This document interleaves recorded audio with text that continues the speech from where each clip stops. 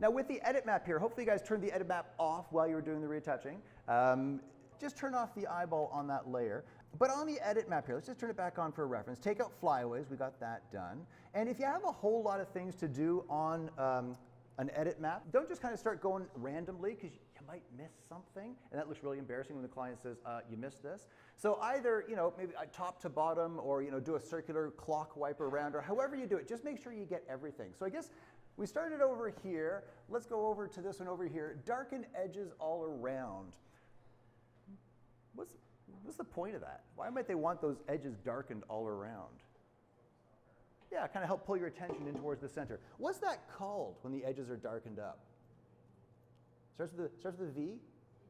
Vignetting. So let's add a little bit of vignetting. There's a bunch of ways it could be done. We could put on a transparent layer and soft light and do some burning around the outside, or overlay or whatever. Let's just throw on an adjustment layer. And oftentimes when I'm doing burning around the outside, first off, is it better to do it here or in camera raw using the vignetting slider? I do it in here. I was at a trade show once with, I can't remember who the photographer was, but he had a whole bunch of his stuff on display. And when you step back and looked at it, pretty much all of his images had this noticeable oval of darkness around the outside. And you can tell that he liked using that vignetting slider in Photoshop. Basically, it just adds a dark oval.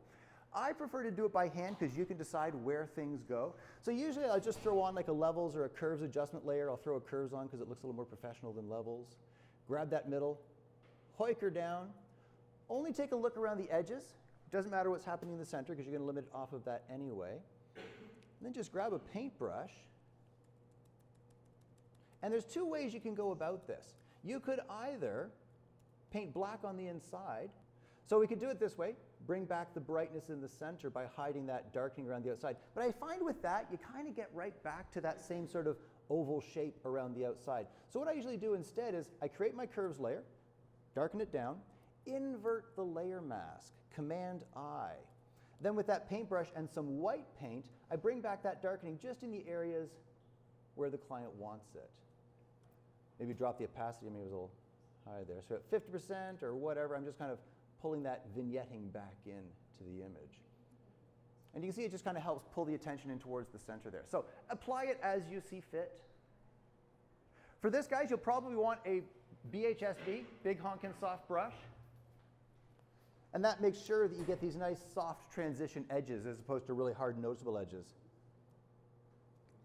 Guys, in the folder, you'll see that there's two in there. There's exposure 2.tiff and exposure 1.psd. The exposure 2 is for these highlights. See how this is when it says toned down highlights? If your highlights are blowing out a bit, and take a look at, if you're on the PSD version,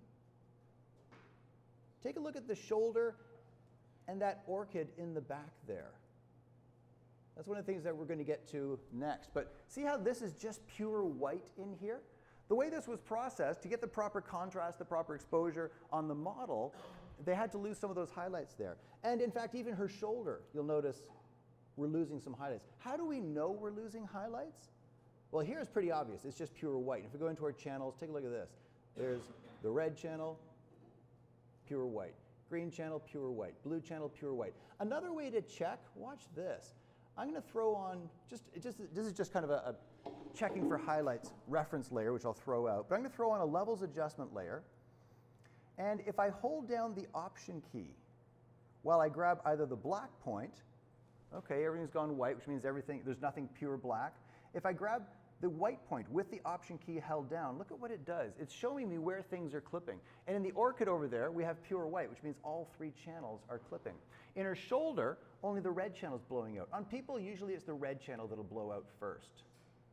So that's a way of seeing that, uh-oh, we're losing some highlights. So we'll deal with that in a bit. Now it says lighten eyes and less yellow. Now they also have the teeth circled.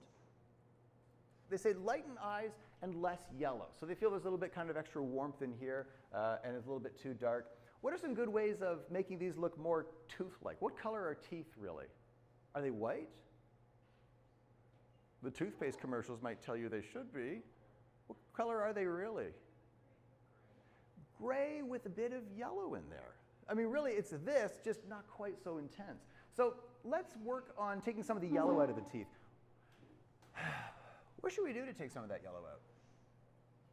Some people say, well, the opposite of yellow is blue, so if we go to the blue channel and add some blue, it would subtract yellow. It would, but maybe it's not the consistent yellow all throughout. Really, we want to pull it closer to gray, but leave some of that tonality in there. Let's try a hue and saturation layer. And watch this. If we pull the saturation down, those teeth get a little bit more natural looking. I mean, we don't want to take the saturation all the way out. We don't want to pull it all the way down to 0 because, teeth when they're gray look ridiculous. That being said, to make the masking really visible, watch this. I'm going to pull the saturation all the way down to -100, and then I'm going to invert that layer mask. Doink, Command-I. First I'm going to select it, and then I'm going to invert it. Grab a paintbrush. And like I said, teeth aren't really gray. They aren't actually neutral. But by pulling that saturation all the way down, it makes it really easy to see where you're doing your masking. Because it's an adjustment layer, we can ease that off later.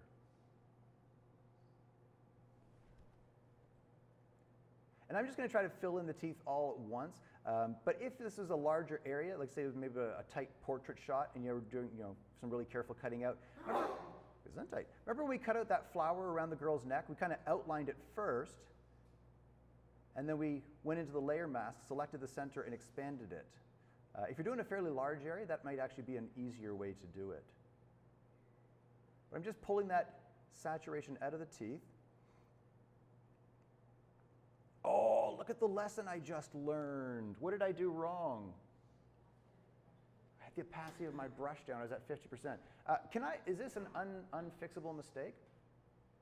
Trust me, you guys are going to do this at some point. Look at this. I had my brush at 50%, so when I was painting white in here, it only went halfway, so this is actually 50% gray. Here's a way to get around this. If you've done this on like a whole big thing, oh man, now I have to do it all over again. Watch this. If I do a levels adjustment directly to this layer mask, and I take my white point and pull it down,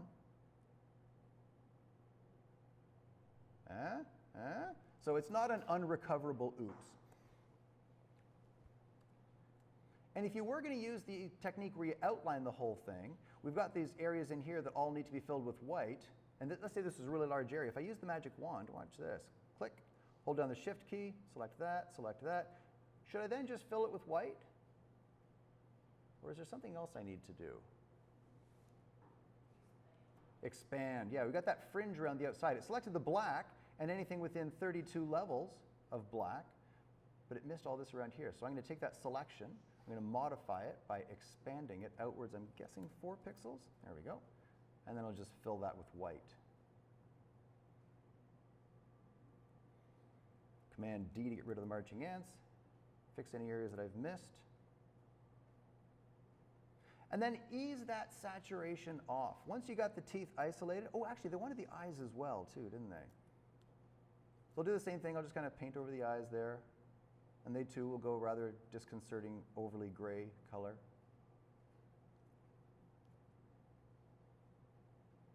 Now to keep the softness of the edge, notice my brush, I've got a soft edge. I've got the hardness all the way down at 0, and I'm kind of brushing up against the edge there. I'm trying to match the softness of the eye. But because my brush is round, look at this, we've got little pointy areas around the eye here, but I can only paint round with my brush. Is there a way I could bring back that pointy edge of the eye with this round brush? Watch this. If I switch over to black, I start painting with black, I can pointy up those edges. So if you're trying to cut in around like, V's in a hand or something where there's a really pointy edge, you can only do round with your brush. Just go in afterwards and kind of clean up that edge there.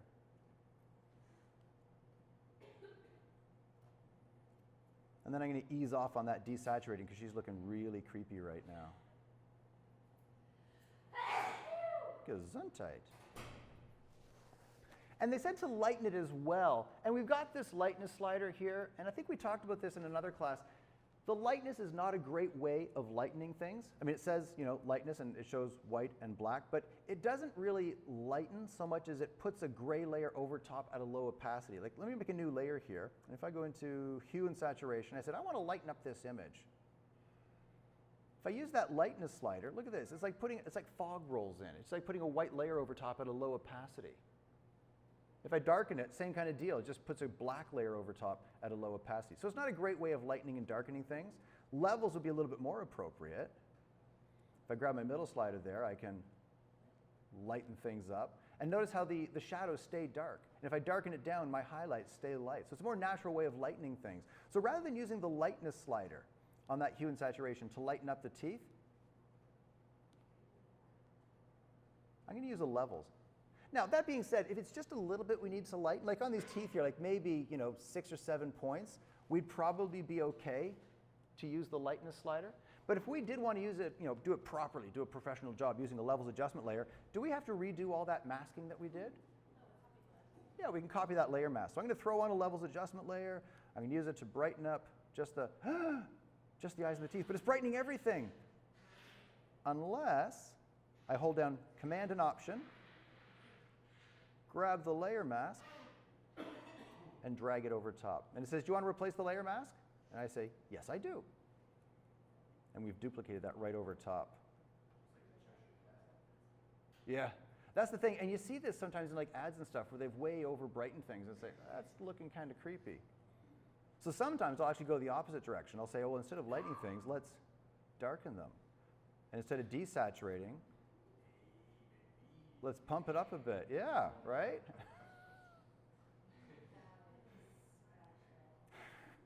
Sorry. Now, another thing I noticed about this technique, the front teeth look good. The back teeth look like they're overdone a little bit. It's being fully revealed the whole way through. What can I do to ease the effect off these back teeth a bit?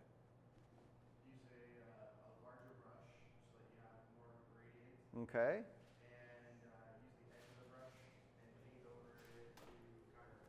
The edge of the brush, that's the key there. When you have a soft brush, it's full intensity at the center and it fades out to nothing. We basically have a pre-made gradient right here.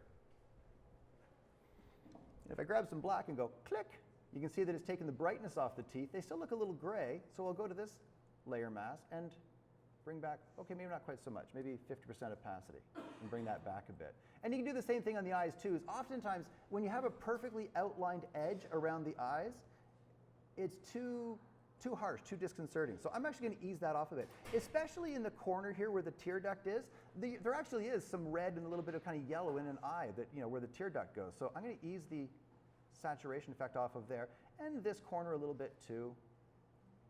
Maybe a little bit down the side there. So we've kind of eased it off the edges, and a bit on the levels as well.